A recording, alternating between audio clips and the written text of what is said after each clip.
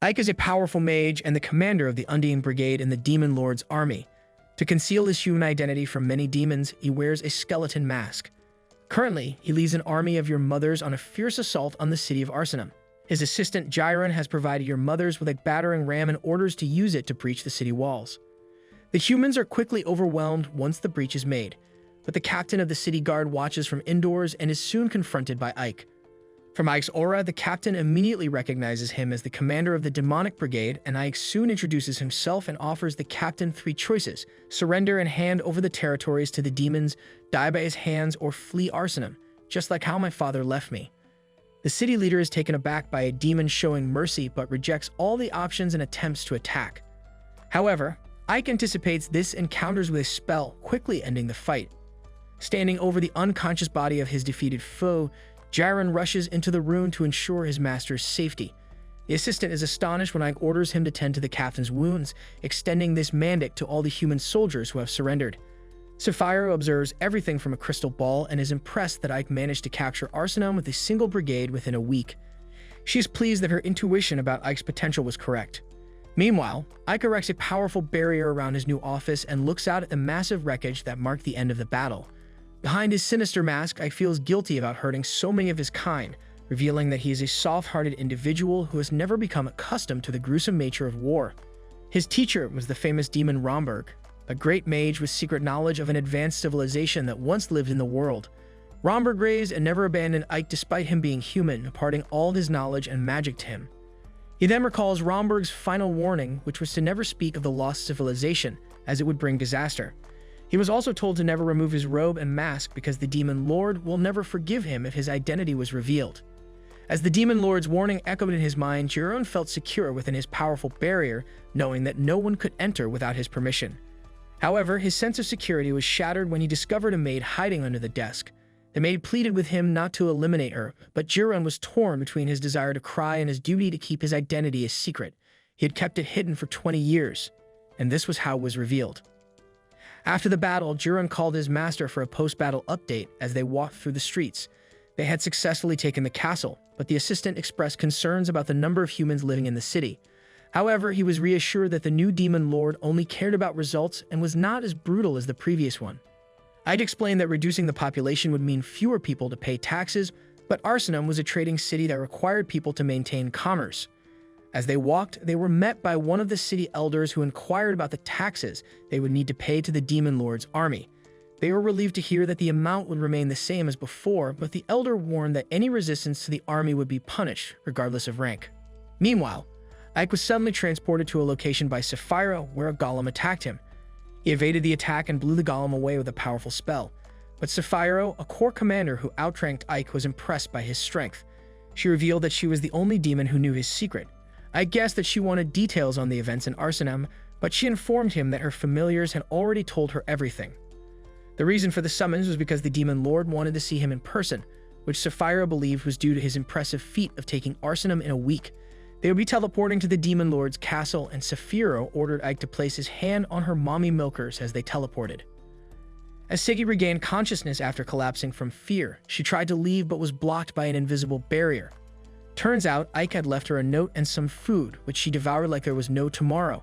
Meanwhile, Ike and Sapphiro arrived at the Demon King's castle, where the miasma surrounding the area began to affect Ike as he is a human. A menacing guard stood at the door, ready to inspect anyone who entered. Making Ike worry, however, Sapphiro casted a spell that gave him a demonic aura, fooling the guard.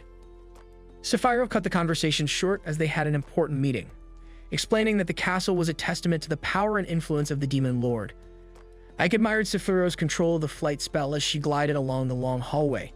He then mentions that he could also use it, but only to jump high. But soon, the fake demon was told to wait outside while his superior talked to them first. During this interval, Ike shared some background information about the current Demon Lord, Derekun.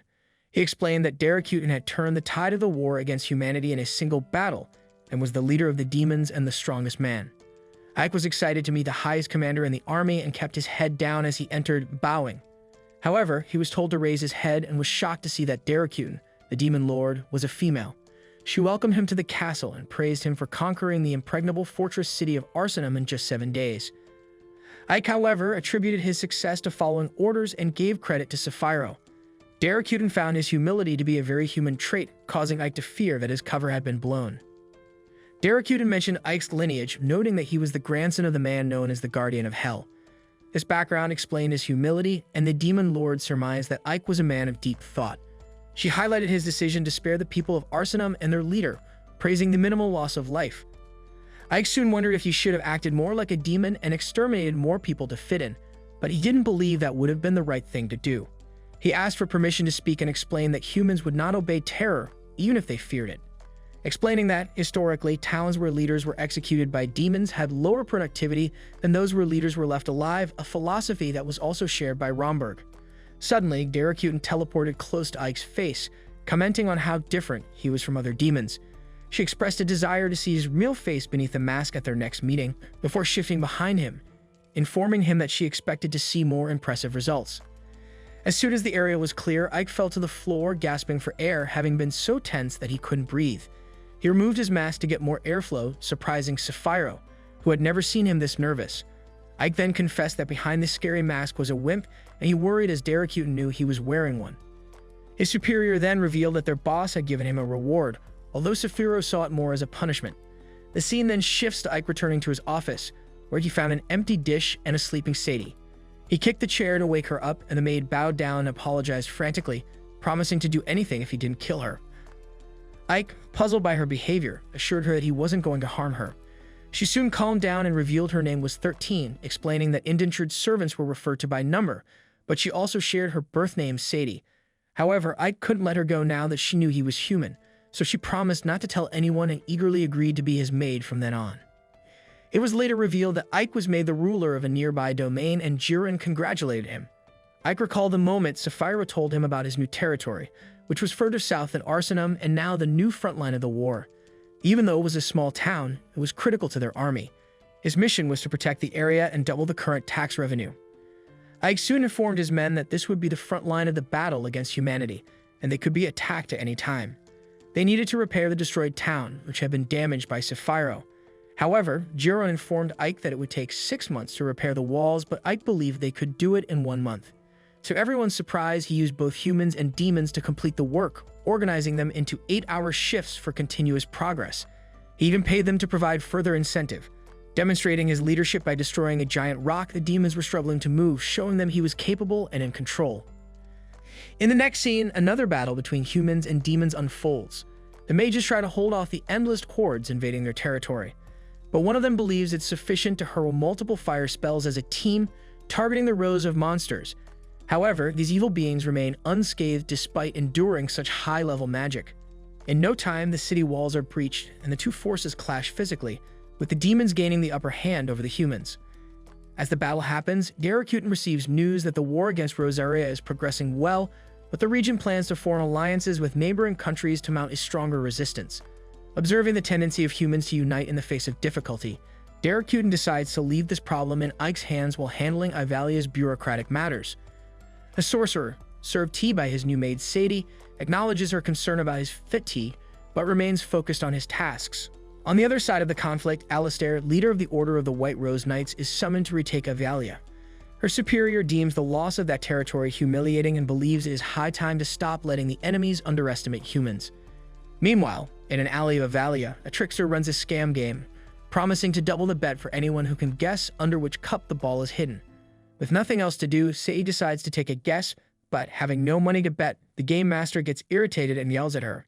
However, seeing her good nature, he suggests she bet something more physical instead of money. But before anything can happen, a spell lifts all 3 cups simultaneously, revealing that the ball was under none of them, causing those who lost money to demand retribution through violence. In the midst of this, Ike appears in the crowd without his disguise, stating he is on a mission to infiltrate among humans and observe them as enemies. As some of Ivalia's troops patrol the city streets in a strange formation, Ike comments that the story about the King's alliance seems true. Segi then asks what that is, and he explains it is an ancient alliance where countries unite in times of danger, setting aside their individual interests to prioritize the common good. This alliance has been activated 3 times in the past, and each time the Demon Lord was defeated with his forces pushed back. Curiously, Sadie becomes downcast upon hearing this, prompting Ike to ask why she is sad about a possible human victory. She reveals that in human society, a slave is always a slave, so if Ike disappears, she will likely end up on the streets becoming a bargaining chip for some servant trader. Hearing this, Ike comforts her, saying that the current demon lord is the strongest and wisest in history, ensuring their victory is certain. After speaking, he reflects that both humans and demons have numerous problems and wonders if there is any way to change this once and for all. Suddenly, the scammer from the cup game returns to confront Sadie, accusing her of performing the trick that lifted the cups. Beside him stands a gigantic brute ready to teach the meddler a lesson. However, Sadie argues that the man cheated, but he doesn't care about that. He just wants to recover his loss, be it money or whatever the girl can offer. Without being invited into the conversation, Ike looks around and sees no one else nearby and freezes the brute's legs, summoning sharp ice lances that float in the air. Next, he tries to question the scammer, but the man wouldn't shut up for even a second, so Ike drives a lance into his arm to convince him to be quiet. Ike then mentions the agitation of the local army and demands to know what the soldiers are talking about. But when the scammer tries to convince Ike that he knows nothing, the mage threatens him once more, this time with death. The scammer, fearing for his life, reluctantly divulges information about the impending alliance and Rosaria's plan to strike Evalia due to its weakened defenses. Satisfied with the intelligence gathered, Ike departs, leaving the men trapped in ice. Returning to his office, Ike surprises the Lord of Evalia with a visit from Lilith, an old friend inquiring about his absence. Ike then explains his observation in Rosaria, about to share insights when Lilith interrupts, questioning Sadie's presence. She then introduces herself, prompting Lilith to mock her appearance and offers herself as Ike's maid, insisting Sadie be dismissed and forbidding any flirtation with Ike. However, Sadie retorts humorously, questioning how she could flirt when deemed unattractive and asserting her rightful place as Ike's chosen servant. Lilith's patience wears thin, leading to a skirmish between the two, but is quickly interrupted by Gyron's arrival to witness the office turmoil. As evening falls, Rosaria's troops gather around Evalia, preparing for a surprise assault. Noticing the eerie silence and absence of local guards, one soldier notes the unsettling calm. As catapults ready for the attack, skeletons rise from the ground and goblin archers emerge from the mountains, catching the invading forces off guard. Witnessing this, Alistair orders a retreat atop Evalia's walls and Gyron praises the enemy commander's strategic plans. However, not all goes as planned as a mysterious archer from within Evalia's structures targets Ike, striking him in the back and incapacitating him. In another scene, news of the White Rose Knight's retreat reaches Rosaria's superior officer, who, outraged by the failure, orders Alistair's arrest. However, the subordinate questions this decision, highlighting Alistair's competency and the potential impact on morale, but the officer insists on upholding honor by punishing failure, regardless of rank. Meanwhile, Ike awakens in his bed, bandaged and without his mask, with Sapphiro by his side. Confused, he questions the situation, prompting Sapphiro to joke about his eagerness the previous night. She explains how she healed his arrow wound and confirms no human casualties during the battle. Concerned about suspicion from the Demon Lord, Ike ponders their future interactions and expresses his desire for coexistence between humans and demons, a principle firmly rooted in his beliefs. Sapphiro then leaves him to rest, reminding him of his humanity while Ike contemplates the implications of recent events. Examining the arrow that wounded him, Ike wonders if an infiltrator lurks within his ranks. Reaffirming his disguise, Ike prepares for Lilith's arrival, eager to see him recovered, with Sadie standing by, sharing the same relief. The demon, agitated, hisses at Sadie, trying to make her keep her distance, and the two engage in another round of squabbling until Gyron intervenes, throwing Lilith out and standing guard at the door to prevent her from re-entering. Sadie thanks him, calling the orc Mr. Ugly, which offends him. But Ike quickly corrects her, saying Gyron isn't that ugly, just has a rustic face and a chubby body. He then asks Gyron to locate the commander of the White Rose Knights. Later, after Gyron completes his surveillance, Ike learns that Alistair was imprisoned following the failed attack on Evalia. He heads to the prison, only to be interrupted by Lilith, who makes jokes about terrible humans being held there. Ike, losing his patience, warns her to stay quiet. But she insists that being alone is too boring, so the mage reluctantly allows her to accompany him as long as she remains silent. Upon reaching the prison gate, Lilith remarks that it's easy to get in due to the few guards, but Ike aims to avoid causing a commotion and prefers stealth. However, Lilith knocks out the guards, clearing the way. However, the prison is much larger than Ike anticipated. But Lilith quickly knocks out another guard, steals the key, and finds out that Alistair is on the top floor. But as they proceed, more soldiers attack them, so Lilith hands the keys to Ike and asks him to go ahead while she deals with the guards. Ike also reminds her to avoid unnecessary bloodshed. But in an instant, she fractures 14 of the opponent's bones and Ike pretends not to see. After reaching Alistair's cell, he unlocks the door, but it appears empty. Confused, Ike steps inside to analyze the situation and Alistair emerges from behind, so the mage quickly subdues her. However, Alistair assumes that Ike has come to mock her defeat. He ignores her and directly asks if she sent an infiltrator to Avalia to kill him.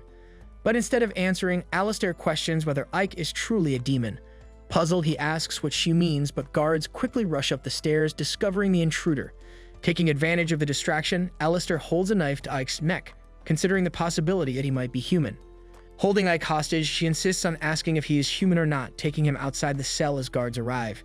In response, the commander of the Demon Brigade freezes time and pushes the guards away with magic. Suddenly, a massive soldier attacks him unexpectedly, but Ike evades the blow and shatters the floor beneath his opponent, causing him to plummet from the top floor of the vast prison. However, before the soldier falls, Ike casts a spell to cushion his descent, preventing his death. Watching this scene, Alistair wonders why Ike saved the soldier. Unable to move, the officer falls due to the collapsing floor beneath her, but Ike once again prevents another human's death.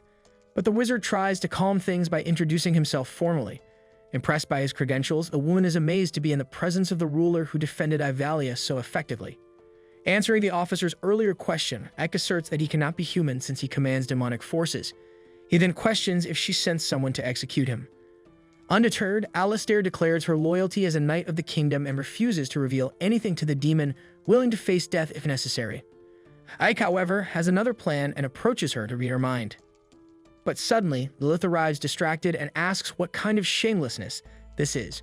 Receiving no response, she suggests Ike have some fun with her instead of this boring human. However, Ike ignores Lilith until he finishes what he was doing and turns and leaves, leaving Alistair unsatisfied. Alistair orders him to stop and asks why he came there. But Ike replies that she need not worry because apparently it turns out that she had nothing to do with the attempted execution he suffered. The woman argues that she said nothing, so Ike explains that he read her mind and saw nothing suspicious. Finally, he advises her to focus on what needs to be done after their defeat, as that is the most important thing. With that, he distances himself from the confused woman. Lilith then invites Ike to relax somewhere before heading home, but he declines the offer and enters a portal he just created. Arriving home, Ike presents Sadie with a portion of rice he bought in the capital. She asks why, and he recalls being told to double the city's taxes. Emphasizing Ivalia's fertile soil with wheat as the main crop, Ike suggests cultivating more rice in the city. He explains that more productive food could free up farmers for other roles like joining the army or construction projects, fostering faster city development. To symbolize the beginning of this transformation, Ike asks Sadie to cook the rice he brought. However, she has no idea how to do it, having never seen this food before. Ike doesn't know either but tells her to figure it out, and Sadie asserts she will do her best. Later, Ike finds the army assembled and Jiren wonders why everyone was gathered. He then responds that he will explain soon. Reflecting on the attempt on his life, Ike concludes that the arrow belonged to the enemy army, yet Alistair, the attacker's leader, knew nothing about it. This suggests someone intended to frame the Knights of the White Rose. So to gather information, he reads the minds of his warriors, while Jiren admires Ike's power, eager for him to delve further. Among the troops, a goblin sweats nervously, fearing discovery. At that moment, Ike teleports in front of him and accuses the soldier. That night, the commander visits Sapphiro after a long absence, a fact the woman pointedly comments on. Despite being accustomed to seeing his superior bathing, he prefers to wait outside until she is ready. But before leaving the bathroom, she asks if he found the spy, to which he replies is the second in command of the 7th Battalion, the one-eyed goblin Jace. However, Sapphiro isn't surprised as she already had her suspicions. Ike then adds that Jace is very intelligent and a veteran warrior. But suddenly, Sapphiro rises from the bath and asserts that this traitor must pay a high price. The scene then shifts to the one-eyed creature being informed by his subordinate that the commander visited Sapphiro. Jace asks the shooter if he messed everything up since Ike is still alive, but the archer assures him that he pierced the target's chest. Another comrade soon informs Jace that he cannot contact the Immortal Brigade's spies, so Jace deduces he was discovered and plans to strike first to avoid being caught off guard. However, as if that weren't enough, Jace is informed by a third ally that Ike himself has come to see him.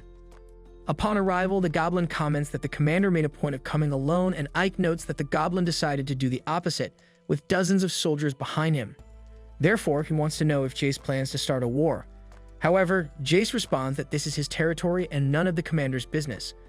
Moreover, he mentions that Ike was injured in the last battle and believes this is due to the commander becoming too confident, which made him careless and unacceptable behavior for the leader of a brigade. Without losing his calm, Ike agreed with Jace's point of view because indeed, he needed to be more cautious, especially concerning potential traitors. Realizing he had been discovered, Jace smirked and asked what Ike planned to do alone, even though the goblins' one-eyed army was twice the size of the city's military contingent. Moreover, the entire army was eager to taste the blood of the commander. Looking around, Ike was pleased to see all the traitorous soldiers gathered, as it allowed him to kill hundreds of birds with one stone. He soon unleashed a meteor shower that dispersed the troops from the dark sky above. Sephiroth chanted the spell to keep the flames falling from behind the clouds. However, causing devastation in Avalia was not part of the plan, so Ike tried to shield himself while regretting involving the sorceress in his plans again, as the idea was to contain the power to minimize the destruction of structures. Then Sephiroth ordered her skeleton troops to destroy the enemies mercilessly, while Ike appeared directly behind Jace, offering him two options: surrender peacefully now or surrender after losing everything. But Jace chose option C, sending his minions after the mage. Without difficulty, Ike repelled the enemy forces with his vast array of spells, leaving no chance for his opponents to even touch him. As the soldiers advanced toward their target, Jace hid behind a rock, even as his subordinates called for their leader's presence. According to Jace, his servant's job was merely to buy time for his escape. With this in mind, he fled over the city's structures, promising to make Sephiroth pay. A huge creature also tried to stop the goblin with a punch that sank the roof of the house, but Jace had his tricks to avoid capture, like a smoke bomb that allowed him to evade the giant. Once no one was around, he entered a secret passage leading directly outside the city and away from the battle. Confident he had successfully escaped. However, Ike appeared to thwart the goblin's plans once more, nearly hitting him with a fireball. Jace questioned how the commander knew where he was, since only he knew of that path. But Ike explained that his familiar had followed the traitor. Furious, Jace crushed the familiar with his hand and demanded how the mage dared to stand in his way. But Jace, willing to take the confrontation to the bitter end, punched the mage's magical shield while arrogantly announcing his credentials as the vice commander of the 7th Battalion. A mere punch was no match for the sorcerer's magical shield, so Ike counterattacked by binding the traitor. Ironically, Jace remarked that the demon army held Commander Ike in high esteem and that the goblin had always known the mage had immense talent with unmatched sorcery and intelligence. Reflecting on this, Jace proposed that the two commanders take over the Demon Lord's army together since they had spent their lives fighting humans. On the other hand, the Demon Lord had never done anything for them. Following demonic instincts and making humans obey and suffer was what brought the greatest joy. But the current Lord did not allow her troops to kill without a justified reason, and many members of the army were dissatisfied with this. According to Jace, it seemed that Derekutin lacked the firm hand necessary to lead such dark forces and sometimes gave the impression that she didn't even want the position. Thus, they would be doing a favor by dethroning the current ruler, which is why Jace wished for the commander to join them. After the speech, Ike refused the proposal without a second thought. Anticipating this, Jace threw a kunai at his superior, but he dodged the blade and froze time, dismissing the goblin's ridiculous escape attempt. Moreover, Jace had mentioned joining them, so Ike asked if anyone else was aiding the goblin, but he refused to speak, so Sephiroth appeared to torture the traitor until he talked. Pulling at his bindings, Ike asked his superior not to interfere as he wanted to use his own methods. However, the sorceress could not tolerate the subordinate's delay in doing what was necessary. With that said, the spy began to show signs of poisoning, prompting Ike to use his antidote spell, but to no avail. This meant Jace had been poisoned by his own comrades, which to Ike was the worst crime possible. Sephiroth then used Jace's companion's hate for him to make the goblin talk, as there was no need to stay silent for those who betrayed him. Besides, she assured him that she would avenge him if he revealed who cooperated in the espionage. Jace gave the name of the responsible party before losing his life. After the entire incident, the commander of the Immortal Brigade was summoned by the Demon Lord along with Sephiroth, who reported that the mastermind behind the plot was the head of the 3rd Battalion, Bastio. However, Derekutin demanded proof, so the sorceress explained that Bastio had dragged Jace to his side and was plotting the deaths of the 3 present in the throne room. After hearing Sephiroth, the ruler asked for the word of a 4th-person backslash who appeared in the room, surprising the 7th Battalion commanders. There, Bastio defended himself, arguing that the 2 accusers had killed the vice commander to frame him as they wanted control of the 3rd Battalion. He accused Sephiroth of being a witch, suggesting such deceitful behavior was expected from one. This insult caused Sephiroth to instinctively release her magical power. However, Derekutin calms everyone down, emphasizing that demons inherently seek wealth, glory, and influence, and punishing subordinates for such ambitions would leave no one left. She then questioned Bastio, asking if he thought she wouldn't uncover his plot, which surprised the Headless Knight. As for Sapphiro, the demon lord acknowledged her loyalty but held her responsible for not maintaining her subordinate's loyalty. Thus, both Sapphiro and Bastio were to be punished according to the law.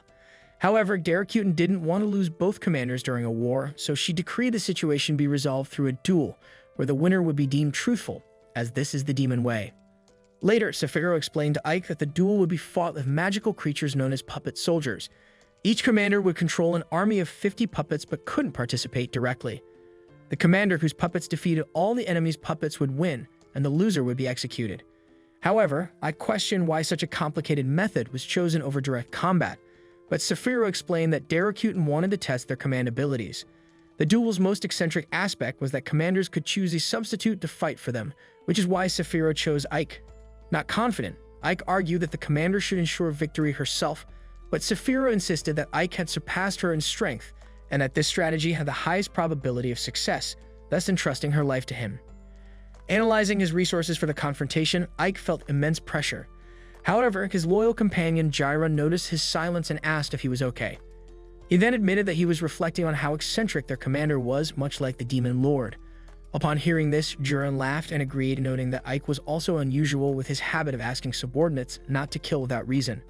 Nevertheless, Ike was chosen for the fight and had to devise a strategy. But Jirah complained about the ugly puppet faces and expressed a desire to know how to make them fight effectively. Ike then soon explained that the puppets follow commands precisely and have equal strength, making it a test of command skill alone. He then went to his office to devise combat strategies but struggled to find anything useful. However, when Sadie brought tea, Ike asked her how she would win a battle. Initially, the maid was unsure, so Ike prompted her with a hypothetical scenario. She then told him that she would use a broom to defend herself but doubted its effectiveness. But to her surprise, Ike agreed, noting that a weapon allowing attacks from a distance was a good choice. Ike explains to Sadie that a sword is longer than a dagger, a spear is longer than a sword, and a bow and arrow provide the longest range of all. He then tells her that distance attacks are always a smart strategy in a fight because they minimize risk, though any worthy opponent will be aware of this. However, she then mentions that her master in Aron was passionate about crossbows. Ike agrees, noting that crossbows are easier to use than bows and can penetrate armor effectively, but they are still common knowledge, as he needs something that will surprise the enemy. Considering this, Ike contemplates building firearms. Sadie, unfamiliar with the term, asks if they are powerful weapons. He then explains that firearms can hit targets hundreds of miles away without allowing for a counterattack. Impressed, Sadie wonders how he will acquire such powerful items. He then tells her that he plans to consult the 7th Battalion commander, a skilled alchemist whom he believes can help. Upon meeting Sapphiro, she admits there are things she cannot do, contradicting her usual confident demeanor. Ike continues to explain that firearms are iron cylinders filled with gunpowder that explode to propel a projectile. Annoyed by the technical talk, Sapphiro splashes water on Ike's face, inviting him to join her in the water. Meanwhile, Bastio makes his preparations for the duel. Learning that Ike will fight in Sapphiro's place, Bastio's messenger believes she's afraid of him. However, Bastio, recognizing Sapphiro's cunning, knows she must have a plan. Admiring his sword, made from the fangs of a black dragon, Bastio is confident in its power to cut through anything. He plans to equip all his puppets with these swords. Suddenly, Amorc arrives, reporting mission success and assuring Bastio of their impending victory. After a long bath, Ike continues to reflect on his situation, unwilling to believe Sapphiro would risk her life on him. However, Daracuten suddenly appears, catching him without his demon armor. Bowing in desperation, Ike hopes she doesn't recognize him as she has never seen him without his mask. Without a word, she orders him to open a cloth bundle, revealing various firearms. Daracuten addresses him by name, asking if these are what he sought. When Ike tries to deny his identity, she reveals that Romberg had already informed her of his knowledge and magic. She then explains that despite great power, allies are essential, and she sees Ike as a valuable addition to her cause. After she leaves, the scene shifts to Ike showing the firearms to Sapphiro, asking her to make lead projectiles. However, Sapphiro conjures a big black ball, but Ike points out that it's too large for the small barrels. Annoyed by the precision required, Sapphiro complains about the impact on her skin. At that moment, a hole is blown in the wall by an explosion, and a demon emerges from the smoke, coughing profusely. It is Fiorentina, one of Ike's servants, who has created gunpowder even though she didn't fully understand it. She doesn't comprehend how sulfur, when mixed with charcoal and saltpeter, could cause an explosion. Ike then explains that this is the concept of gunpowder. Next, Sapphiro constructs appropriate ammunition for the firearm, and Ike asks her to reproduce 500 of these projectiles. However, as this type of work harms her skin, the mage asks Fiorentina to handle it. Jiren offers to help with determination, but Ike and Fiorentina ask the orc to stay out of it. The next day, the duel is about to begin, and the arena is filled with monsters and demons who are eagerly anticipating the bloodshed. Daracuden watches the preparations from her throne, while Bastio laughs at Ike for coming to the war with only shields while his puppets are fully armored. Observing the enemy's equipment, Ike asks if Bastio's puppets are holding Damascus steel, which is confirmed by the enemy. Bastio boasts that Damascus steel is the strongest of all metals, so tough that it cannot be penetrated by arrows or spears, stating that this was a gift from the Demon Lord. Hearing this, Ike looks up to where Daracuden is seated and recalls her saying he would be important by her side in the war trenches. Since he was also viewing a gift, Ike supposes that she wanted to offer a fair fight with no favorites. At the same time, he suspects the Demon Lord might be testing him by pitting him against such a formidable opponent. The event announcer soon declares the duel to start, and Bastio orders his archers to fire, killing some puppets who didn't shield themselves in time. Next, the commander of the 3rd Battalion orders his spearmen to advance, and more of Ike's puppets fall on the battlefield. Holding only shields, Ike's puppets merely defend against the attacks until they can no longer, being defeated one by one without a chance to retaliate. However, Ike remains silent until a gunshot echoes around the arena. The shot kills one of Bastio's puppets, making the commander realize the situation has changed. Soon, a line of shooters forms in the rear and opens fire on the opponents, driving Bastio mad with confusion over the unfamiliar equipment. Not knowing how to react, the 3rd Battalion leader's puppets are slaughtered until none remain. After the fight, Daracuden approaches the defeated commander and offers him 2 options: to take his own life for an honorable death or to be killed by the Demon Lord herself. But shockingly, Bastio chooses a 3rd option, one worthy of a demon. At that moment, the orc archer who had set the trap alongside Bastio shoots at Daracuden. However, she catches the arrow effortlessly, but it detonates, engulfing everyone nearby in an explosion. Additionally, other explosives around the arena go off, devastating the packed stands, and the 3rd Battalion launches an ambush, while Bastio declares himself the new Demon Lord. Soon, the operation to overtake the demon army begins, and Bastio's traitorous forces are sending the resistance to the Shadow World with arrows and swords. Bastio's command to kill all the resist echoes through the arena as he proclaims that the world belongs to him from this day forth. Ike stands confused, watching as his comrades are slain before his eyes. Although he could have helped, it seems he didn't get along with those who were being eliminated. Bastio then addresses Ike, offering him a chance to join forces, promising control of the 7th Battalion once he takes over the Demon Lord's army. However, Ike scans the battlefield and responds that while the offer is tempting, it is not something he would consider. Perplexed, Bastio asks why, to which Ike replies that Bastio will never achieve his dream of becoming the Demon Lord. At that moment, skeletons and goblins surround Ike, while Bastio orders his men to eliminate Ike, forgetting that Ike is protected by the plot armor. He easily destroys the first wave of the magic spell. Furious, Bastio commands the rest of his soldiers to attack, but Ike summons projectiles that pierce through many of them. One skeleton detaches its head and launches it like a grenade at Ike, but it has no effect. Ike then jumps into the air and continues his assault, instilling fear in Bastio. As Ike prepares to finish Bastio with a powerful blast spell, it seems like the battle is over. However, Bastio's head rolls into view, he begins to laugh hysterically. Shocked, Ike sees that Bastio has survived, but Bastio soon reveals that an attack like that would never stop him since he and his army are undead. As the leader of the Undying Brigade, Bastio explains that this is something Ike should have considered. It turns out that he is a Dullahan and orders his resurrected men to attack. Although Ike deals with them, they keep coming back, and he realizes he will soon run out of magic. After surviving the same arrow that took out the Demon Lord, Ike acknowledges that he must find another way since darkness magic doesn't work on the undead. But when more enemies attack, Ike releases a new power that erases a portion of the army. Seeing this, Bastio, now worried, realizes he might be in deep trouble. The assassin who took out the Demon Lord also witnesses this and draws his weapon, but his arm is cut off by Sapphiro, who arrives with her army to save the day. Shocked, Bastio hears a voice telling him not to worry about Sapphiro because Ike is his challenger. To his surprise, the Demon Lord appears unharmed and unscathed before dashing towards him and offers one more chance. If he wins the duel against Ike, she promises not to kill him. With renewed enthusiasm, Bastio prepares to face Ike. The two rush towards each other and clash. Ike picks up a barrier, but Bastio's powerful blows slowly chip away at it, calling Ike a weakling. He then finds an opening, jumps into the air, and the two launch long-range assaults at each other. But Ike uses the power from before and disintegrates Bastio's arm, leaving him shocked. Sapphiro, observing this, recognizes it as white magic and notes that the demon lord doesn't seem surprised at all. In a sudden journey to the past, we witness Romberg's heroic rescue of young Ike from ravenous wolves that had claimed the lives of his parents. Romberg, taking pity on the orphan child, chose to rear him as a demon, imparting magical knowledge as Ike matured. Ike's curiosity was piqued by a magic that could revive a dead flower, and upon asking, Romberg explained that only white magic held such power.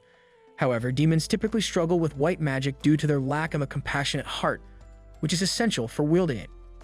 He then cautioned Ike that white magic could be terrifying to those with demonic abilities, so if Ike were to master it, he must conceal this skill from others. With this understanding, Romberg proceeded to teach Ike white magic. Fast forward to the present, Bastia recklessly lunges at Ike, only to be repelled and schooled in ethics. Ike then denounces Bastio's ambition to become the demon lord, highlighting Bastio's willingness to betray his own power. Meanwhile, Ike, who aspires to a just world, cannot condone Bastio's behavior. In the heat of battle, Ike reluctantly resorts to white magic, leading to Bastio's complete annihilation. But Sapphiro, witnessing the event, asks if Romberg taught Ike the spell, which he affirms. Sapphiro also reveals her foresight of these events, explaining her earlier refusal to the duel. With Bastio gone, the third corps is leaderless, so the demon lord emerges, suggesting Ike fill the vacancy, but allows him time to deliberate. Later, within the demon castle, Sapphiro vents her displeasure at the demon lord's potential claim on Ike. When Ike arrives, he declines the leadership offer, preferring to remain with Sapphiro to continue learning. Since assuming control of Evalia, Ike has observed a harmonious coexistence between demons and humans, aligning with his vision of unity. He then unveils his human identity to the demon lord, who admits to already knowing. After the discussion, Ike and Sapphiro depart, with Sapphiro confused by Ike's disclosure and the demon lord's lack of surprise, all under the watchful gaze of the demon lord from her grand window. The scene shifts to Ike, who is observing Evalia's. But suddenly, Sadie approaches and asks him what he's doing there. Ike then explains that he's been researching a new farming method suitable for the area's soil and climate, mentioning it's a system that allows crops to be grown continuously without resting the fields. Initially, Sadie is puzzled by this explanation, so Ike simplifies it by saying she can eat all the turnips she wants. Excited by this, Sadie listens as Ike reveals that soon they'll be building a town where humans and demons can live peacefully together. The scene then cuts to the human army achieving a decisive victory against the demons, who are attempting to capture another town. Following this, Ike uses his magic to make it rain over the fields and explains that traditionally, they grow wheat and let fields rest before planting grass for livestock. This requires fields to be fallow for extended periods. But instead of this, they will now rotate barley, clover, wheat, and turnips, eliminating the need to leave fields unused. The confused Sadie asks if they can eat clovers too, but Ike clarifies that clovers are for livestock. Ike then reassures everyone that if this works, neither humans nor demons will go hungry, and everyone is thrilled to hear this. That afternoon, Ike is busy studying, but suddenly Sadie serves him tea and congratulates him on his promotion to vice commander. However, he simply explained that he only got lucky as there was an opening for the role. Just then, our favorite emergency food bursts into the room. This causes Ike to question the pig, and Sadie reminds the piglet to address Ike as vice commander. The piglet, remembering Ike's recent promotion, apologizes for his rudeness and begs for punishment. But Ike, however, urges him to share the urgent news. Initially, Jerem struggles to remember and is prompted by Ike about the Alliance of Kings. Recollecting this, Jaren reports that the Alliance's army began moving last night and that the Second Corps, known for its bloodthirsty yet skilled warriors, was defeated while trying to take over Aresta. This loss was unexpected, so Ike deduces that the mobilization of the Alliance of Kings has affected them. Sadie, still confused, asks about the Alliance, and Ike explains it's one of humanity's oldest treaties, uniting the continent's nations against the demon army when it grows too strong. But Jaren then asks about previous Alliance armies, and Ike confirms it has happened 3 times, each resulting in the demons' defeat. This made Jaren worried about their safety, and Ike speculated that Evalia's will likely be the Alliance's next target. He explains that after capturing Arsenum, the humans will need to attack Ivalius to reclaim it, concentrating their forces.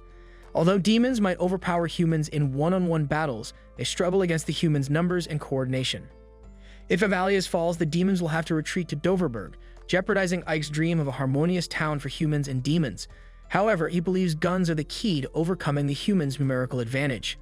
The scene shifts to Fiorentina, discussing with Ike and Sapphiro the challenges of mass-producing guns using alchemy. But Sapphiro questions the necessity of guns, suggesting they could simply use magic to defeat humans. However, Ike points out that magic would cause widespread destruction, making rebuilding difficult. They need weapons anyone can wield against the Alliance. Fiorentina acknowledges the difficulty but proposes manufacturing parts separately for assembly. But Sapphira wonders how to create such small components, and Fiorentina suggests seeking help from the dwarves. Although Sapphira agrees, she notes that the dwarves were defeated by humans and are now a wandering tribe. They'll need many dwarves for weapon production, and Sapphira asks how they'll gather them. Fiorentina has no answer. Ike suggests rescuing the dwarf king held captive in the Ifmis kingdom. The scene then reveals the dwarf king in his cell, reminiscing about their defeat by humans. The humans insisted the dwarves could have avoided this outcome by cooperating. However, the king had refused to let their technology be used for war. The humans then took his son hostage, coercing the dwarves into using their skills for the Ifmis kingdom. With no choice, the dwarves complied, eventually scattering across the land. The king hopes his people are safe, and he notices the guards outside his cell have fallen asleep. At that moment, Lilith arrives and unlocks his cell. But the king is surprised to see a demon and wonders what she wants. However, Lilith urges Gunther to follow her, but his endless questions begin to annoy her. Frustrated, she puts him to sleep, just as she had with the soldiers. As Jiren arrives, he asks Lilith what she did to the king, but she responds that she simply got tired of his incessant questioning and suggests they move him. Jiren then carries Gunther, and they head out, relieved not to encounter any guards. However, Jiren soon reminds her that they were instructed to avoid being seen carrying the king and tells her to be quiet and keep moving. Lilith then takes offense at his tone and saying that he smells bad today. His comment angers Jiren, and their commotion draws the attention of the guards. Being a succubus, Lilith drains the guards' vitality, rendering them incapacitated, and Jiren reminds her that Ike instructed them to avoid fights whenever possible. But Lilith ignores him, prompting Jiren to threaten to inform Ike about her actions. Another guard attempts to attack Jiren, but to everyone's surprise, Jiren manages to take him out. Realizing he has disobeyed Ike's orders himself, Piggy begs Lilith not to report his actions to Ike. Together, they escape the dungeon but soon find themselves surrounded by soldiers. Feeling cornered, our Piggy urges Lilith to act, so she begins to absorb the soldiers' vitality without killing them. From far away, Ike observes the commotion, frustrated that his instructions to avoid attracting attention were not followed. Meanwhile, Lilith and Piggy are fleeing from the soldiers, with Lilith unable to absorb any more vitality. Jiren wonders why there are so many soldiers around, suspecting that the Alliance should have drawn most of them away. But suddenly, Ike intervenes using his magic to block the soldiers' pursuit. He then asks his subordinates if they encountered any issues. Jiren reports that everything went smoothly and informs Ike they have the king. Ike is surprised to see how roughly they treat the king and scolds Jiren, reminding him they need to handle the king gently. The scene shifts to the king of the dwarves, Gunther, waking up in a house in Avalias. He sees Ike beside him and asks why he has been free from his cell. Ike shows him a gun and asks if he can make more of them. Gunther examines the firearm, acknowledging its complexity, but declares he has no intention of working for the demons. He assumes Ike intends to use him like the humans have and vows never to become Ike's slave. But Ike acknowledges Gunther's perspective and explains that his intentions are to establish peace between humans and demons, confusing Gunther. He then invites Gunther to follow him and shows him a city where humans and demons coexist, where Ike explains that he envisions a future where humans and demons live together in peace, which is why he seeks Gunther's help. The king finds the idea intriguing but hesitates, recalling how humans have used and destroyed the dwarves' homeland. Initially, he refuses to help Ike if it means aiding humans. But Ike once again asks if Gunther would reconsider if peace could be restored. In exchange for mass-producing firearms, Ike promises to persuade the demon lord to rebuild the dwarf kingdom. However, Gunther thinks Ike is mocking him and retorts that rebuilding a nation without its people is futile. But Ike assures him it is no joke and takes Gunther to a smithy where many dwarves are working on creating guns. There, Gunther is astonished to see the dwarves and reunites with his son, who explains that the demons brought them here, provided them a place to live, and reunited them. The dwarves express their gratitude to Ike for keeping his promise and vow to demonstrate their capabilities. Ike then asks Gunther again if he will assist with his ambition, and this time Gunther agrees. Later, Ike returns to his study and Sadie offers to prepare tea for him. But Ike suggests she rest. Sadie declines, saying that keeping busy distracts her. He then suggests she read some books, and Sadie admits she cannot read, so Ike offers to teach her when he has free time. As they share this moment, Lilith barges in, questioning if Sadie is trying to seduce Ike again. But the maid calmly replies she is merely assisting her master, and the two butt heads over this. As he tries to calm them down, Peppa Pig rushes into the room again, announcing trouble. Turns out, outside of Valias, the army of the allied nations has gathered. A soldier informs the army's general that the dwarf king was freed by humans. The general dismisses this, believing the old king would be of no use to the demons. Soon, another soldier arrives and the general asks how many forces are in Avalias. The soldier reports there are currently 500, but more brigade commanders are on their way to support them. He then learns that they have a total of 12,000 men and is confident they will not lose the battle. We then see Ike and a dwarf perched at the top of a cliff, watching as Jiren struggles to make his way up, huffing and puffing. Although Ike could have easily used his levitation magic to assist Jiren, he thought it would be good for him to get some exercise. When Jiren finally reaches the top, he's exhausted and asks how much further they have to go. Fortunately, they've already arrived at their destination. The dwarf soon reassures him, pointing out that their goal is close enough to see from there. He then guides Ike and Jiren to a cave filled with natural niter, perfect for making gunpowder. Meanwhile, back in town, the dwarves are hard at work crafting guns for Ike's army, having already produced quite a few. To test them, Jiren calls over some goblins, instructing them to fire at targets. As they shoot, the wooden planks become riddled with holes. Pleased with the outcome, Jiren orders the goblins to keep practicing with the guns. The troops are gathering in town, and the troop leaders meet with Ike and Sapphiro to discuss their war plans. The ogre questions Ike about how he managed to rebuild the city wall so quickly, which should have taken twice as long. But Ike explains that he had humans working alongside demons to speed up the process, paying the humans a fair wage to motivate them more than if they had been forced to work. Suddenly, the gargoyle leader crashes through the roof with a dramatic entrance, complaining that the room is too small for him as it's designed for humans, not 10-foot-tall demons like him. It's been a while since he's seen Ike, and he greets him with the new title of Vice Commander, although Ike is indifferent to formalities and says it's unnecessary. With everyone gathered, Sapphiro begins the meeting, announcing that Ike is now in full command of all war operations. All troop leaders are required to follow his orders as he's their direct superior, and every leader nods, ready to follow Ike's lead without question. However, the real challenge is devising a strategy as the numbers are daunting.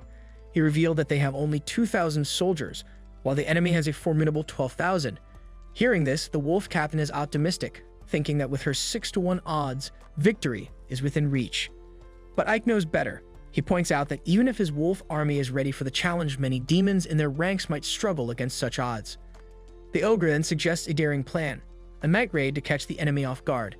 But Ike quickly dismisses this idea, aware that the enemy has mages capable of detection spells that could ruin a surprise attack. Instead, Ike decides to confront the enemy on his own terms, allowing the human army to make the first move. Their large numbers suggest they're overconfident, and Ike wants to strip them of that arrogance, aiming to end the battle swiftly with minimal casualties on both sides. After the meeting, Sadie is busy cleaning up the mess from the roof's hole, with Jiren helping. Ike, meanwhile, is studying a map, contemplating the upcoming battle. Sadie comments on how lively the city has become, surprising Ike with her calm demeanor despite the impending war. Sadie reassures him that she's not frightened because she trusts everyone in the city to defend Avalias with all their might. Though Sadie won't be on the front lines, she's contributing by preparing meals for the soldiers. She's concerned about managing meals for such a large group, as her experience is mainly with cooking soup in bulk. She asks Ike for suggestions. Ike starts searching through his recipe books, but Sadie insists it's unnecessary. Ike explains that what the soldiers eat can impact their morale, so he wants to ensure they have the best meals possible. He's relieved there's no food shortage, as that would have weakened the army. While flipping through the recipe book, Ike asks if they have rice. But once Sadie confirms, Ike suggests making fried rice. Excited by the idea, Sadie heads to the kitchen, showing her impressive cooking skills as she quickly prepares the dish. Sadie then serves a portion to Ike, and they both agree it's excellent. As they prepare to enjoy the fried rice, Jiren interrupts, envious of the food and wanting to join. Ike, amused, offers him a plate, which he eagerly accepts. Just as they're about to eat, Lilith bursts in, also envious of the meal and wanting to join. Both Lilith and Jiren are amazed by the flavor, especially Lilith, who asks Sadie for seconds. Sadie piles the rice a bit too high, leading Lilith to joke about being fattened up. This sparks a playful stare down between the two, and Ike wishes they could enjoy the meal without a squabble. With the meal momentarily forgotten, Ike returns to planning for the Alliance's invasion. He reflects on their progress, noting that the city walls are repaired, a formidable army is assembled, and all troops are equipped with guns to ensure success.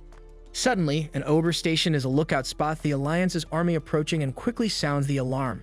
Hearing this, Jiren rushes to inform Ike that the time has come for the army to engage. Ike then addresses the assembled soldiers, emphasizing that if the Alliance breaches their defenses, they will proceed to attack Arsenam, which would be catastrophic for the demon forces. Therefore, he stresses the importance of protecting Ivalias at all costs. Meanwhile, the human army's commander is disappointed, noting that the demons are far fewer in number than he had anticipated. All the effort he put into assembling the best soldiers from across the country now seems excessive. He wonders if his massive force might be overkill and dismisses the situation as less of a war and more of an extermination. He then shifts his focus to his next goal and orders his troops to advance with relentless determination, commanding them to ensure that every single demon is eradicated. As the human army advances and begins using heavy artillery, Ike casts a barrier to shield the castle from the barrage of projectiles. Despite Ike's efforts, the human commander remains relentless and orders another round of heavy fire. The enemy troops keep up the assault, trying to overwhelm Ike's barrier. But Ike remains steadfast, showing no signs of exhaustion, and his soldiers rally around him, their cheers echoing across the battlefield. Although Ike expected this kind of attack, he focuses on anticipating the enemy's next move. The human commander sees Ike's barrier holding up against their attacks and, not wanting to be defeated, orders his troops to launch another barrage. Lilith and Jiran watch with disbelief and amusement at the futile attempts to break through Ike's defenses, mocking the human army's repetitive assault on the barrier. However, this time the humans have a trick up their sleeve, deploying their magicians to disrupt Ike's barrier, causing it to become unstable and allowing the rocks to hit their target. With the barrier finally giving way, the human commander seizes the moment and commands his first squad to charge. Just as the soldiers advance toward the walls, they are stopped in their tracks by a Titan's sudden appearance from behind the walls. The Titan starts launching enormous rocks at the advancing soldiers, crushing several under the massive boulders. Then Ike's soldiers start firing arrows to back up the Titan's assault, so human soldiers use their shields for defense and realize they can fight back. Before the Titan can throw another boulder at them, they aim and shoot the Titan multiple times in his chest, eventually bringing it down. With the Titan out of the picture, the human forces turn their attention back to the walls, so Jiren and the others scramble for cover as the arrows continue to rain down. Ike then puts up another barrier to shield his soldiers from the incoming arrows, but the human soldiers manage to get close enough to start hooking ladders onto the walls and climbing. However, Ike's soldiers will not let them climb up easily, so they start firing arrows and throwing rocks to push back the invaders. Despite their efforts, a human army's numerical advantage means that if they keep climbing, it's only a matter of time before some make it to the top, but it's not going to be any of these unfortunate soldiers. As the battle continues, the human vice commander remarks on how much tougher the demons are proving to be than he anticipated. He's confident that with enough sustained assault, they'll eventually break through. But as he surveys the scene of his men dying, his thoughts seem to drift away from the battlefield, and he thinks about what's for dinner later. Eager to wrap things up quickly so he can relax and enjoy his meal, he orders another catapult attack on the wall, even though it means sending many of his own men to their deaths. The vice commander protests, concerned about their troops' safety, but the human commander dismisses his worries because he doesn't care about them and orders the catapults to fire. Ike spots the incoming projectiles and attempts to shield the castle with another barrier. Unfortunately, the barrier gets disrupted again, and Ike shouts for everyone to brace themselves. The barrage slams into the walls with devastating force, causing severe damage to the structure and resulting in heavy casualties on both sides of the humans and demons. Amidst the chaos, our favorite food manages to stay safe, while Lilith is disgusted by the commander's disregard for his own men's lives just to breach the defenses. Ike too feels a mix of sorrow and anger at such reckless disregard for life, but the commander, with a smug smile, seems to relish the destruction he's causing. Then, without hesitation, he orders the second squad of soldiers to advance through the newly created breach in the wall. With this, Ike's remaining forces prepare to defend their position, and the battle rages fiercely, with both sides fighting desperately. Ike noticed that things were moving faster than expected, so he needed to stay vigilant to ensure everything went according to plan. The monsters that could be rescued in time were brought to the makeshift first aid unit, where Sadie struggled to maintain her focus and, more importantly, keep the few remaining combatants alive on the front line. Meanwhile, Lily and the other demons fought off the enemy soldiers, who were swarming like ants over the breach in the wall. After defeating yet another opponent, Lily saw the third unit arriving, their strength intact. Fiorentina took the rear, ordering her troops to prevent the enemy from advancing, while Jiren positioned himself with the goblins armed with firearms, terrified of hitting his allies amid the chaotic battle. Suddenly, the werewolves charged into the vanguard, using their claws and teeth to make significant advances for Avalier's forces. They were reinforced by ferocious, powerful monsters to contain the threat, while the goblins with rifles fired from the top of the wall, surprising the enemy soldiers who had never seen such weapons before. Faced with this onslaught, the third unit of the Alliance had no choice but to retreat as the werewolves skillfully subdued their opponents, giving them no chance to fight back. Amid the fleeing men, the wolves heard a trumpet from Avalia's. On the day of the War Council, Ike emphasized that this battle needed to be swift, clean, and with minimal casualties. The monsters agreed, though they couldn't imagine how this could be achieved given their apparent disadvantage. Without going into detail, the mage simply instructed them to fight with all their might. Bio, the leader of the werewolves, saw this as mockery from the vice commander of the 7th Battalion, but Fiorentina urged him to listen to what the commander had to say, certain that there was a reason behind his words.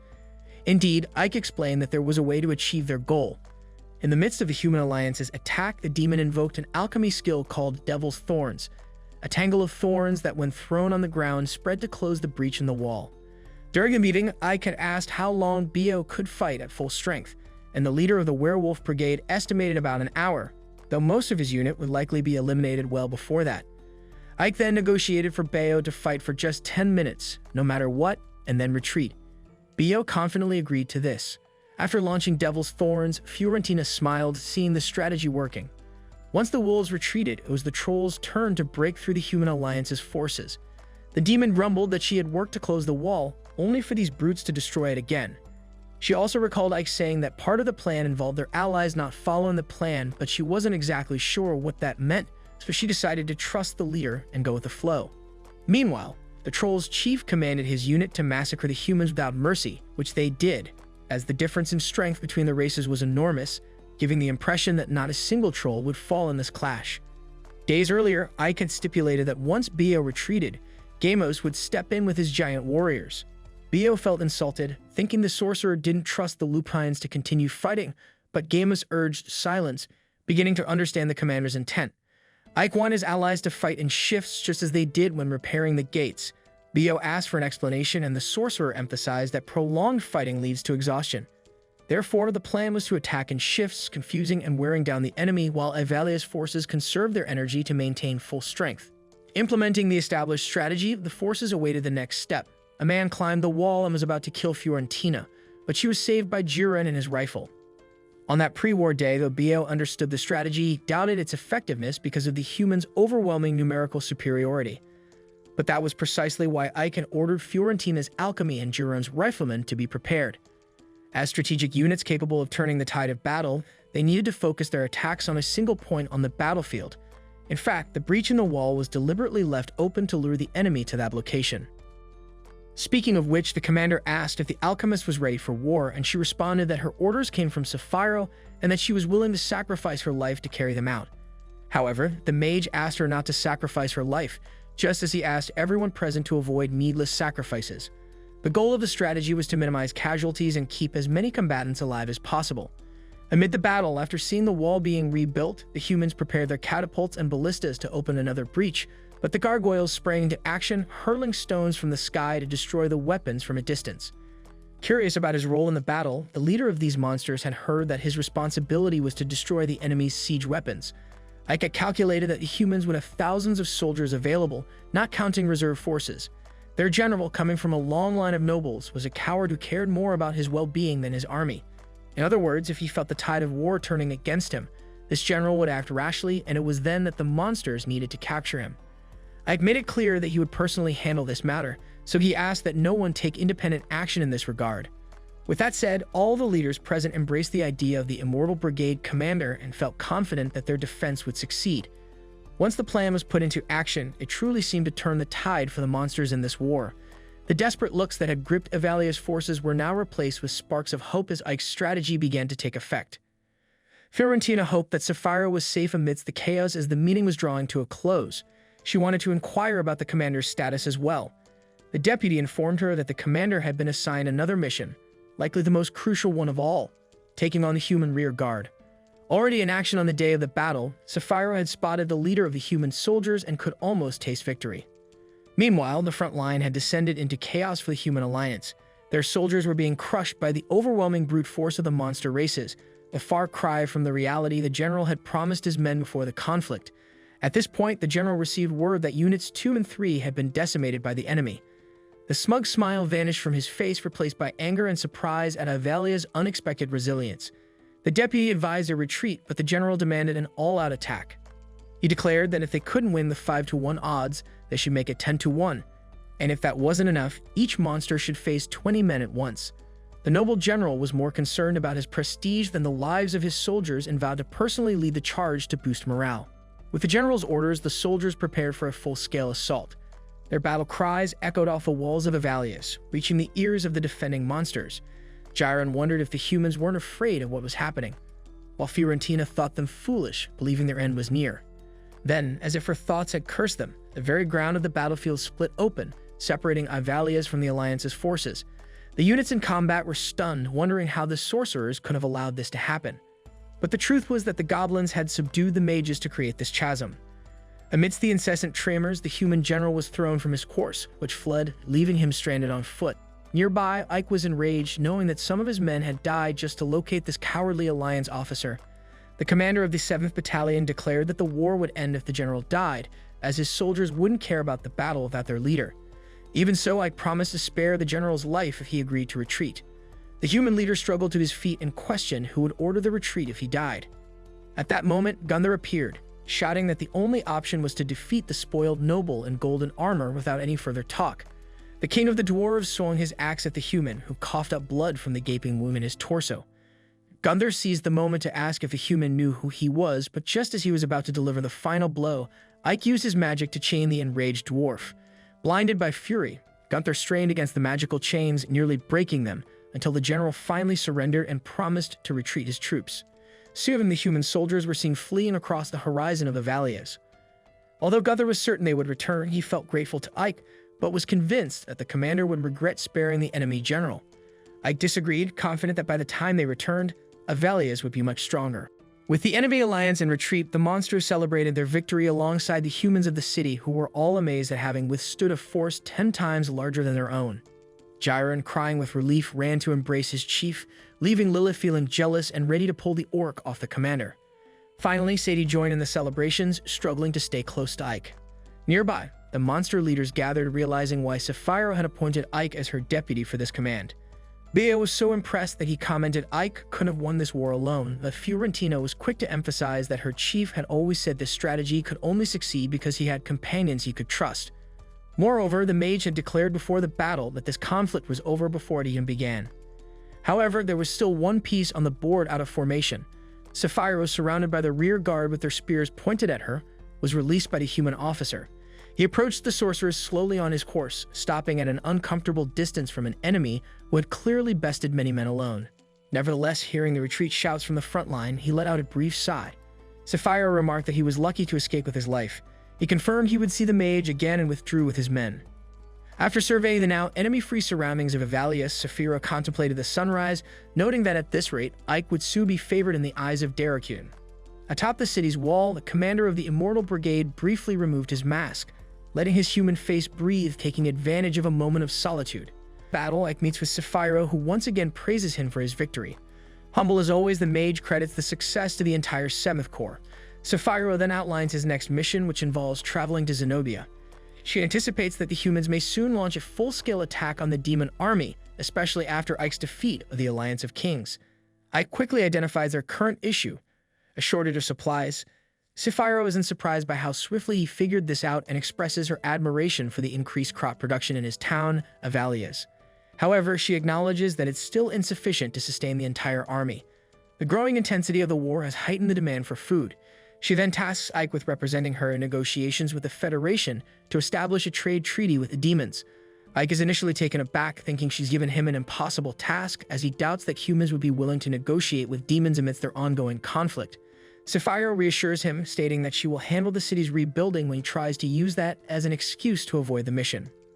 Later, Lilith and Gyron hear about Ike's upcoming journey and visit his office to confirm the news. They both plead to accompany him, but he refuses, instead assigning Lilith to oversee the city's security and Gyron to manage the city's affairs. Both are unhappy with these responsibilities, preferring to be at Ike's side during his long mission. Nonetheless, Ike departs with Sadie, who feels bad for Lilith and Gyron. However, unbeknownst to her, they have discovered that she left with Ike, and they are furious. Ike senses their hostility, causing him to shudder slightly, but he quickly moves on to explain to Sadie that Zenobia isn't a country, but a trading city in the south. It's part of the Trade Federation, an alliance of cities with strong economies. Zenobia is known for its unique southern crops and spices.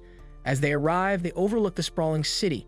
knowing that Ike's negotiation skills will be crucial to the Demon Lord's army's future. Their attention is suddenly drawn to a commotion nearby, where the Redbeard pirates are attacking a carriage. Julia's guards are quickly overwhelmed as a large man carves his way through them. He opens the carriage door and is stunned by Julia's beauty. Julia herself is surprised when her attackers are suddenly defeated. Ike appears, checking on her well-being, and is struck by how much she resembles Sadie. The guards are astonished at how easily the Redbeard pirates were defeated. Ike heals the injured escorts as the remaining pirates dangle, having been taken out during the skirmish. During this time, Julia has already fallen in love with Ike at first sight. She thanks Ike for saving her and introduces herself as the daughter of Zenobia's leader, shocking the mage. Unbeknownst to them, one pirate hides in the bushes, eavesdropping on their conversation before slipping away after learning their identities. Julia invites Ike and Sadie to join her in her carriage for the rest of the journey. She thanks them again as Ike and Sadie introduce themselves, though Ike uses a fake name to conceal his identity. Julia reveals that she was returning from visiting a powerful suitor who wanted to marry her, but she rejected him because he was unattractive. She blushes, expressing her happiness that she made that choice. Upon arriving in Zenobia, Julia takes them directly to her mother, Eltria, the city's leader. Eltria, having already heard of Ike's heroic deed, continues her work while meeting with them, as she is very busy. Ike is impressed by Eltria, who has earned her leadership roles through sheer talent. Eltria then asks her daughter to leave so she can have a private discussion with Ike. Once alone, Ike is left speechless when Eltria bluntly asks what a member of the Demon Lord's army is doing in Zenobia. She reached this conclusion because no mage by the name Ike provided exists in the place he claimed, and her guards reported the powerful magic he had used during the fight. Given the ongoing war and Ike's attempts to conceal his identity, Eltria quickly deduces who he really is. Realizing the situation, Ike decides to come clean, properly introducing himself. Eltria initially suspects that he has allied himself with the demons, but Ike explains that he was raised by the renowned demon Romberg. Eltria is taken aback when Ike reveals that the demons wish to establish a trade treaty with Zenobia. She hesitates, knowing that the demons have historically sought to destroy humanity, making any dealings with them a considerable risk. Ike reassures her that while that may have been true in the past, he is fighting to create a future where humans and demons can coexist. Eltria concedes that the current Demon King is different from the others, but she still finds it difficult to trust demons and rejects the proposal. In an effort to change her mind, Ike offers to eliminate the Federation's trouble with the Redbeard pirates in exchange for the trade deal.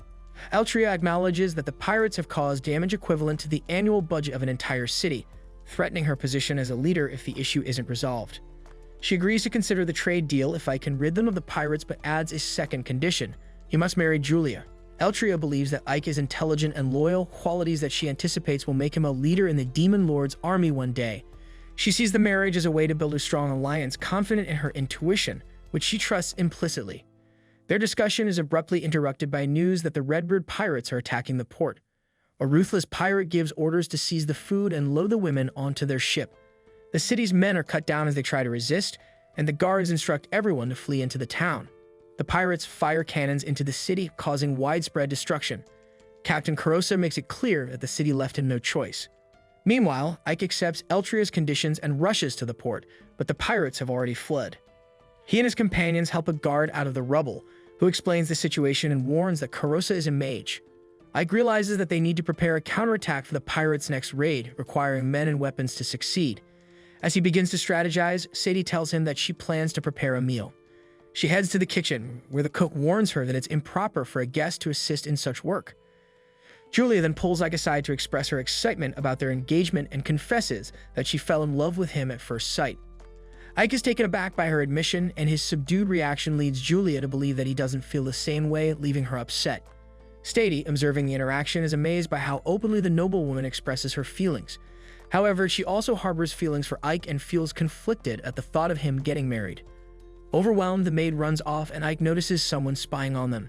Sadie goes to the market to buy ingredients, hoping to cheer Ike up and remind herself of her role as his servant and nothing more.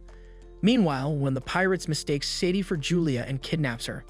When she regains consciousness, she finds herself surrounded by criminals. Her captor reveals that he intends to present her as a gift to Carosa, hoping it will earn him a promotion to vice captain. Sadie sees an opportunity to escape and makes a run for it, only to discover that she's already on the pirate's ship far out at sea. Realizing there's no way to escape, she falls to her knees in despair. As the scene unfolds, Carosa's attention sharpens when he sees the newcomer.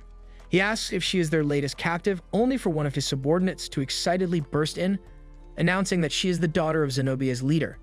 Kurosa takes a closer look and quickly realizes that they have the wrong person. However, he dismisses the mistake as he had been considering getting a maid anyway. Meanwhile, Ike hurries to Eltria's office upon hearing that his maid has been taken. He immediately volunteers to search for her, and as Eltria gets briefed on the situation, she provides Ike with a ship and a crew to aid in the rescue. As he sets off, Ike reflects on all the good times he shared with Sadie and vows to save her. During this time, Kurosa has Sadie tied up and forces her into a more revealing maid outfit. Embarrassed and fearful, Sadie listens as Kurosa tells her that her job is now to make him happy. She recalls the moment when Ike first enlisted her services, promising to protect her in exchange for her cooking and cleaning. With that memory in mind, she offers to cook for her captor, and he agrees. Sadie is escorted to the kitchen, guarded by 2 pirates. As she prepares the meal, she hatches a plan.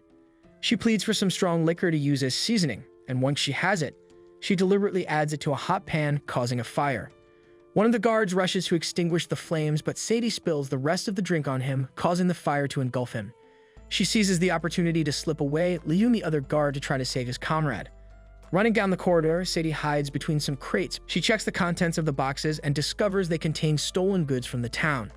Determined to signal Ike, she decides to set the ship on fire, confident that he is searching for her. Not long after, Kurosa, who has been preoccupied with lustful thoughts, is jolted back to reality when he learns that his ship is on the verge of burning down. Sadie hides in a barrel, watching the chaos she has caused, hoping that Ike will see her handiwork. Unfortunately, she is eventually found and captured again. In a desperate attempt to escape, Kurosa uses his magic to restrain her as one of his men raises an axe to take off one of her legs as punishment for her actions. Just as the axe is about to strike, the man is blasted into the air. Kurosa demands to know who has interfered, and Sadie's eyes light up as Ike steps forward, reaffirming his vow to protect her and warning the pirates that they will pay for what they have done. Sadie quickly makes her way to Ike's side as Kurosa orders his men to eliminate him. However, Ike summons lightning that obliterates the attackers before they can strike. Grateful for the rescue, Sadie checks to ensure she's uninjured, and Ike assures her that a master would never abandon his maid. He tells her that as soon as he saw the burning ship, he knew she trusted him to come and save her. Their moment is interrupted by Kurosa, who acknowledges Ike's exceptional skills as a mage but insists that Sadie was kidnapped fair and square, so she belongs to him now. Kurosa then unleashes a powerful water spell, forcing Ike to grab Sadie and attempt to flee. However, they can't outrun the spell, and Ike is forced to block it, tearing a hole through the ship in the process. Ike and Sadie jump inside the ship to hide, but Kurosa believes it's a futile effort since there's nowhere to escape in the middle of the ocean. Kurosa fires another blast at Ike, and it seems like a direct hit. However, when Kurosa goes to check for Ike's body in the water, he's stunned to see Ike rise with a water spell of his own. Ike tells Kurosa that his days as a pirate are over, and in the next moment he blasts Kurosa and his entire ship to smithereens. The explosion is visible from the ship Ike arrived on, and Kurosa soon plummets from the sky, knocked unconscious by Ike's powerful attack. The crew is left in shock upon realizing that Kurosa has been truly defeated. Once Kurosa and the surviving members of his crew are rounded up and restrained, Ike turns to Sadie and tells her that she is the key reason they were able to succeed. He explains that if she hadn't created that fire signal, he would have never been able to locate the ship and defeat Kurosa. Back in town, Eltria is surprised when she receives news that Ike has not only defeated Kurosa, but also captured him alive. She finds it curious that a member of the demon army would be so reluctant to kill, but she doesn't question it. Ike has fulfilled his end of the bargain by stopping Kurosa, so she agrees to honor their deal and grant Ike the trade treaty he sought. However, she decides to keep the treaty a secret, as she prefers not to provoke the alliance of kings at the moment. Ike is fine with the treaty being kept under wraps as long as it allows him to supply the demon army with the necessary resources. With that settled, Eltria and Ike begin to discuss the specific terms of the treaty. Meanwhile, the demon army, currently engaged in an invasion, is facing numerous setbacks. Sapphiro has been wounded, and while being healed, inquires about their food situation. They have barely 3 days' worth of rations left, and the city's supplies are almost entirely depleted. With the troops hungry and morale low, Sapphiro suspects that the enemy may have lured them into a trap to keep them trapped in the city until they starve to death. Given the dire situation, Sapphiro decides to launch an all-out offensive, despite being advised against it due to her injuries. However, they have few options left as they can't afford to wait until they starve. Later that night, Ike attends a party held in honor of Sadie and his victory over Kurosa. Sadie runs up to him, complimenting his outfit. Ike returns the compliment, telling her she looks great too, but expresses surprise that she's attending given everything she's been through in the past day. Sadie insists that there's no way she could miss a party held in their honor. At that moment, Julia spots Ike and rushes over to embrace him, relieved to see him. She asks why he left without saying anything to her, but Sadie intervenes, reminding Julia that she can't act like this in public, even if they are engaged. Realizing she may have gotten carried away, Julia steps back to give Ike some space. Sadie then approaches Ike to adjust his jacket, and from their interaction, Julia begins to suspect that Ike may see Sadie as more than just his maid. As the reception is about to begin, everyone heads inside. The guests at the party immediately recognize Ike as the man who came to town, got engaged to the president's daughter, took down the strongest pirate, and refused to elaborate further. Ike, Julia, and Sadie make their way to the second floor where Eltria is waiting. Upon seeing them, Eltria compliments Julia on looking especially cute and asks Ike to take good care of her. Confused, Ike questions what she means, prompting Eltria to explain that while the treaty has been finalized, Ike still needs to fulfill her other condition, marrying Julia. Just as Ike is processing this information, an announcement is made revealing that the party is actually a marriage ceremony for Julia and Ike. Although Ike wasn't expecting things to move so quickly, Eltria informs him that if he refuses, she will call off the treaty. It's clear that Ike doesn't have much of a choice.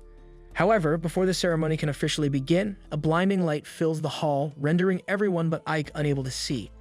Through the light, the demon lord appears and tells Ike that he must return immediately, as Sapphiro is in grave danger. This then marks the end of today's anime recap. If you enjoyed the video and want more of it, please support the channel by leaving a like and subscribe. Let's help us reach our current goal of 20,000 subscribers.